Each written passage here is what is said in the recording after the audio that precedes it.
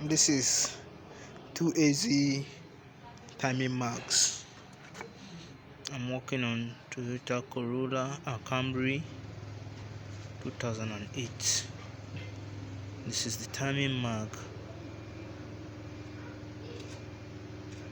This arrow goes together with this line. As for the intake, this is the exhaust side. The same arrow goes together with the dots here.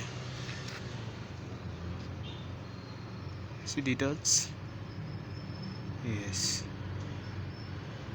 And here on the crankshaft, the cut on the crankshaft pulley is on the 0 position. So it is now, it is on the top dead center.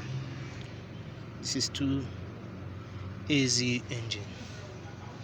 I'm going to ring this engine right away.